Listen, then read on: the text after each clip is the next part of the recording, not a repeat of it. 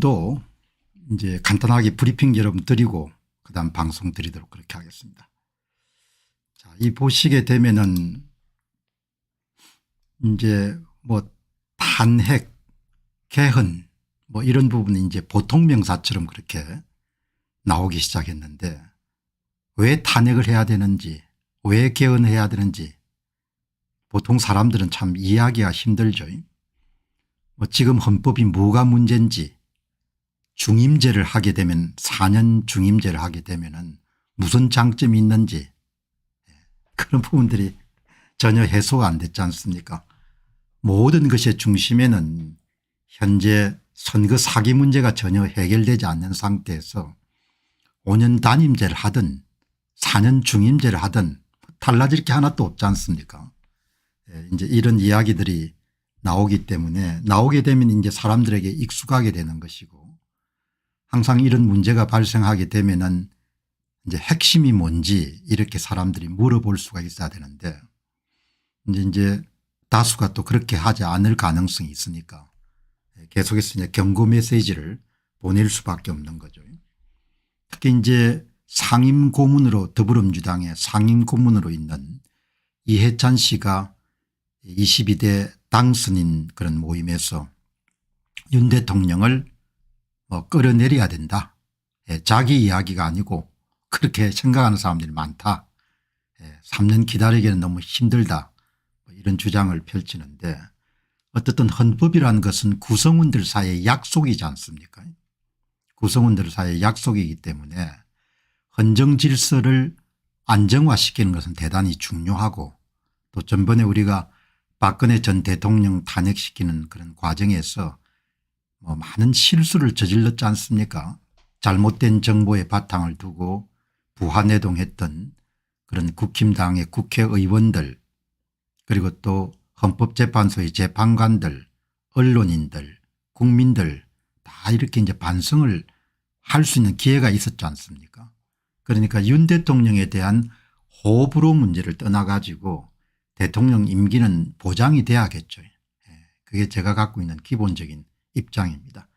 이런 내용을 소개하면서도 제가 갖고 있는 기본적인 입장은 이제 헌법에 의해 가지고 또 법률에 의해 가지고 대통령의 임기가 보장됐기 때문에 대통령이 예를 들면 국민의 이익과 절대적으로 반하는 그런 행위가 발생했을 때는 다른 해석이 가능하겠지만 그 이전에는 대통령 임기를 보장하는 것이 그것이 마땅하다 이렇게 생각하는 거죠.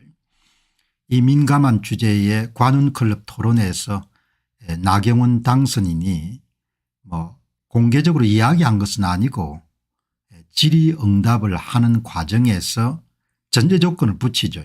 윤 대통령의 임기 단축이 전제가 될 때 개헌 이런 이야기를 했는데 이제 나경원 당선인도 정치인이니까 본인이 입을 통해서 어떤 이야기가 나가게 되면은 대개 언론사들은 중간을 잘라서 내보낸다 이렇게 그런데 잘 익숙할 텐데 어떻든 당선인 입장에서는 윤 대통령의 임기 단축 이런 이야기가 입에 나오게 되면 굉장히 위험한 일이죠.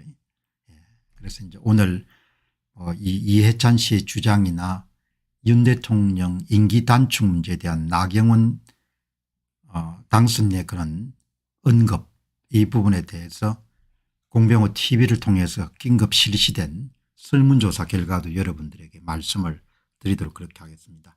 대다수 사람들은 굉장히 이제 부정적으로 보죠. 그다음에 이제 한동훈 전 비상대책위원장이 이제 당권을 장악하기 위해서 당대표의 출사표를 던질 가능성도 있습니다. 이제 그런 움직임이 있지 않겠냐 생각이 드는데 그리고 현재 이제 국민의힘의 그런 당대표 경선의 공정성 같은 것을 보장할 수가 없지 않습니까? 지금 이제 당대표의 그 경선 과정에 사용하는 모바일 투표 ARS 투표 모두가 다 문제가 있지 않습니까? 2021년도 6월 달에 이준석 당대표가 이름 선출될 당시에 모바일 투표에 문제가 있었던 것은 여러 차례 제가 말씀을 드렸지 않습니까? 모바일 투표의 후보별 득표율과 ARS의 후보별 득표수가 이례적으로 나경원 후보하고 이준석 후보만 크게 차이가 났고 모바일 투표의 선전한 결과로 이준석 씨가 당대표가 됐지 않습니까? 과학적으로 받아들일 수 없는 사실이기 때문에 국민의힘의 그런 모바일 투표나 ARS 투표 자체의 신뢰성을 둘 수 없는 상태에서 한동훈 씨가 나오고 언론이 펌프질을 하고 그러면 또 만들 수 있는 거죠. 홍준표 대구광역시장의 논리에 대해서 뭐 반대하시는 분도 계실 겁니다. 한동훈 씨가 당대표가 되면 왜 안 되냐. 당대표는 이준석도 했는데 그렇게 이야기하신 분도 계실 겁니다. 제가 이 방송을 통해서 항상 강조하는 것은 어떤 사안이 복잡하고 여러 가지 의견이 충돌할 때는 핵심이 뭐냐 본질이 뭐냐 이 부분에 대한 질문을 우리가 던질 수가 있으면은 좋은 그런 결론을 얻어낼 수가 있지 않습니까? 4월 10일 총선은 한동훈 전 비상대책위원장 진두지휘하에 치러진 선거입니다.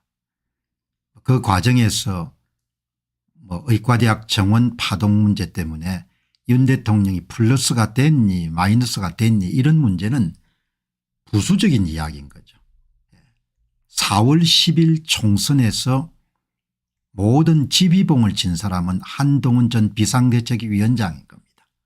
그렇기 때문에 총선 결과에 대해서는 한동훈 씨가 가장 크게 책임을 져야 되는 거죠. 그거는 한동훈 씨에 대한 호불호 문제를 떠나 가지고 원칙적으로 그렇다는 이야기입니다. 그렇기 때문에 패배한 장수가 당대표가 돼서 당권을 지는 것은 옳은 일은 아니라는 거죠. 그러나 뭐 조작이 있거나 대중들이 또 원하거나 또 뭐 여론을 또 만들어 가지고 그렇게 될 수도 있겠죠. 그러나 제가 하는 논평은 원칙적인 문제를 항상 원칙적으로 고수하기 때문에 그건 옳은 일은 아니라는 이야기인 겁니다. 지금 이제 법인세가 최고일 때 한 7, 8조 정도가 반도체에서 나왔습니다. 그리고 정말 지금 반도체는 여러분이 제가 자주 언급하듯이 소위 인공지능 AI의 이런 열풍에 힘입어 가지고 지금도 이제 아주 이 각광을 받고 있는 그런 산업 분야 가운데 하나고 특히 요 근래에 HBM 생소한 언어이긴도 한번 AI 반도체에서 시스템 반도체와 메모리 반도체의 조합으로 그런 AI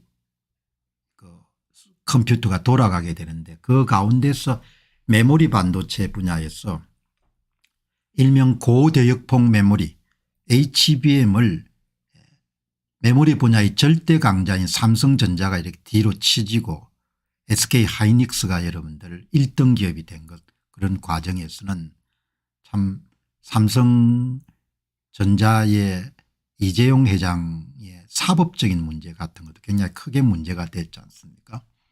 이제 검찰이 또 2심 재판을 두고 이제 격돌하고 있는 모양인데 이제 특히 반도체 생산에는 전력이 많이 소요가 되니까 그거를 이제 일부는 서해안에서 이제 화력발전소를 통해서 조달하고 또 다른 것은 풍력과 태양광을 여러분들 그 먼 거리를 이어가지고 그렇게 이제 뭐 송전 시설을 마련해 가지고 제가 그 보도를 보고 이 풍력이나 태양광이라는 것은 일조량이라는 바람량과 같은 부분에 크게 의존을 하지 않습니까? 그 풍력과 태양광에 의존해서 반도체 산업을 돌린다. 그건 제가 전문가는 아니지만 참 고개가 갸우뚱. 그래서 문정권 하에서 그렇게 서해안 일대에 태양광을 그렇게 집중적으로 육성하고 풍력을 그렇게 육성했는가 그런 생각이 들거든요.